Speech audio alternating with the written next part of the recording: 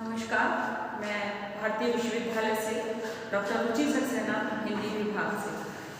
इससे पहले वीडियो में हमने आपको बताया था परिकल्पना की विशेषता, परिकल्पना का अर्थ, परिभाषा। आज हम आपको बताएंगे परिकल्पनाओं के प्रकार। कितने प्रकार की परिकल्पना है? प्रश्न के रूप में परिकल्पना, घोषित परिकल्पना, दिशायुक्त परिकल्पना, दिशाविहीन परिकल्पना, जटिल परिकल्पना और वर्णनात्मक परिकल्पना। तो सबसे पहले परिकल्पनाओं के प्रकार। किसी विषय पर क्या आपको समस्या है और उस समस्या का समाधान ही परिकल्पना है। परिकल्पना के रूप में तथा संदर्भ के आधार पर कई प्रकार की होती है। परिकल्पना का रूप उसके कार्य और आधार पर निर्धारित किया जाता है। तो सबसे पहले आता है हमारा प्रश्न के रूप में परिकल्पना। तो प्रश्न के रूप में परिकल्पना में विशिष्टीकरण होता है और हो सकता है और नहीं भी हो सकता है। इस प्रकार की परिकल्पनाओं का प्रयोग सरल शोध कार्यों में किया जाता है। प्रश्नकाल का जो प्रयोग होता है वो सरल शोध कार्य में किया जाता है। उसका रूप इस प्रकार का होता है कि इसे निरस्त भी कर सकते हैं और उसको मान्य भी कर सकते हैं। उदाहरण हिंदी में उच्च शैक्षिक उपलब्धि के लिए कार्यक्रम प्रणाली प्रचलित है। तो इसकी प्रश्न प्रकार की कल्पना किस प्रकार होगी? क्या कार्यक्रम द्वारा पढ़ाने से हिंदी में शैक्षिक उपलब्धि उच्च होती है? तो इस प्रकार की कल्पना को हम संदेह परिकल्पना भी कह सकते हैं।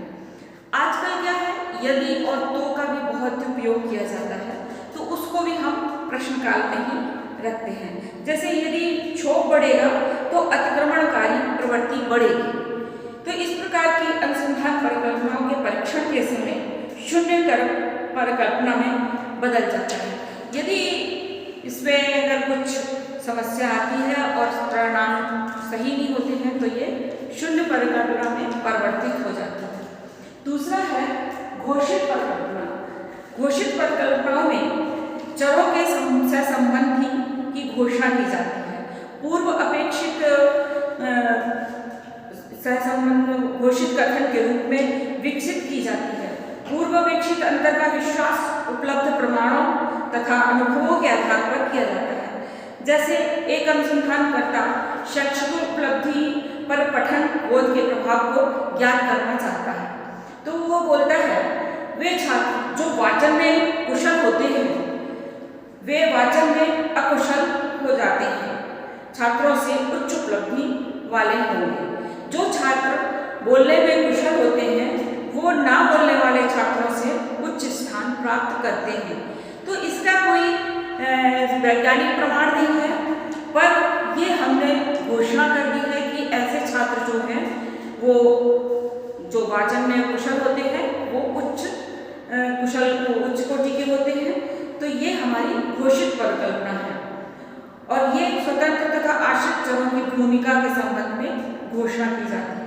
आश्रित चरों का सार्थक प्रभाव को प्रकट किया है। प्रदत्तों के आधार पर इसकी पुष्टि होने पर शोध का प्रारूप विकसित किया जा सकता है। यदि आपको यह शोध में निश्चित हो जाता है कि ये छात्र जो वाचन में कुशल हैं वो जो वाचन में अकुशल हैं उनसे तेज होते हैं, तो आप इस पर शोध कार्य विकसित कर सकते हैं। नेक्स्ट पॉइंट आता है हमारा दिशायुक्त परिकल्पना। जब किसी संभावित समाधान को अपेक्षित दिशा में लिखा जाता है तब उसे दिशायुक्त परिकल्पना कहा जाता है। इसमें चरों के स्वरूप को अपेक्षित रूप में लिखा जाता है और अंतर को विशिष्ट रूप में लिखते हैं। दिशायुक्त परिकल्पना को बिना सैद्धांतिक आधार पर तथा औचित्य के वैध नहीं माना जाता। दिशायुक्त परिकल्पना कठिन है क्योंकि इसमें लिए शोध कार्य को कुछ परिस्थितियां उत्पन्न हो सकती हैं। दूसरा आता है दिशाविहीन परिकल्पना। दिशाविहीन परिकल्पनाओं को शून्य परिकल्पना भी कहते हैं। इस प्रकार की परिकल्पनाओं को नकारात्मक रूप में विकसित किया गया है। चरों के सहसंबंध को नकारात्मक कथन में लिखा जाता है। तो इस प्रकार की परिकल्पना की सांख्यिकी परिकल्पना विधियों द्वारा परीक्षण किया जाता है। जो दिशाविहीन परिकल्पना है उसको सांख्यिकी परिकल्पनाओं के द्वारा इसको परीक्षण किया जाता है। यदि परीक्षण करने के पश्चात प्राप्त अंतर आशा से अधिक होता है तो शून्य परिकल्पना को अस्वीकृत कर देते हैं। यदि इसका समाधान सही नहीं आता है तो उसको हम फिर दिशाहीन कल्पना को खारिज कर देते हैं, उसमें यानी कि हम शोध नहीं कर सकते। इस प्रकार परिकल्पना अनुसंधान के प्रारंभ, मध्य तथा अंत तीनों स्थिति में बनाई जा सकती है। ये समस्या की प्रकृति और अध्ययन के स्वरूप पर निर्भर होता है। दिशाहीन परिकल्पना का कोई निश्चित नहीं है कि हमें जब हमने अपना शोध प्रारंभ किया है तभी करें। इसको प्रारंभ में, मध्य में और अंत में किसी भी समय में दिशाहीन परिकल्पना का हम अध्ययन कर सकते हैं। जटिल परिकल्पना, नेक्स्ट पॉइंट आता है हमारा जटिल परिकल्पना। जटिल परिकल्पना ऐसी परिकल्पना को कहा जाता है जिसमें चरों की संख्या 2 से अधिक होती है और उनमें खास संबंध बताकर शोध समस्या का एक प्रस्तावित उत्तर दिया जाता है। जैसे शहर के उच्च सामाजिक आर्थिक स्तर के लोगों में धूम्रपान करने की प्रवृत्ति देहात के माध्यमिक सामाजिक आर्थिक स्तरों के लोगों की अपेक्षा अधिक होती है।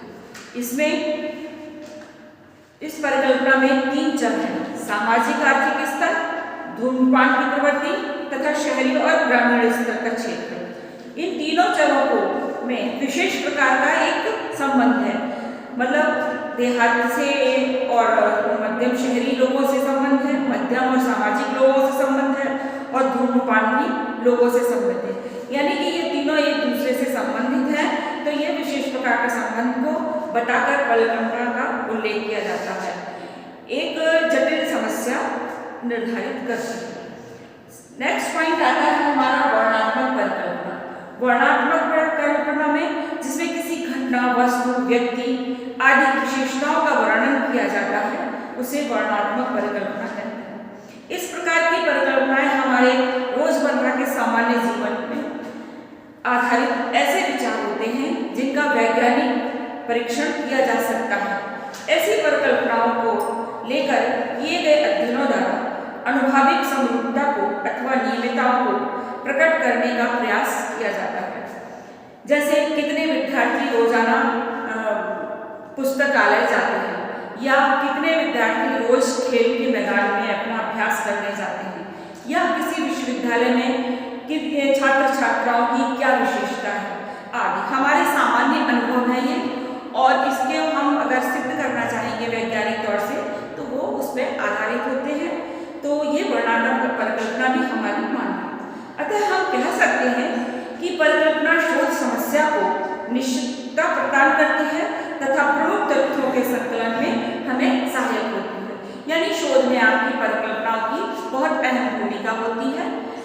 यहाँ पर हमारा ये चैप्टर खत्म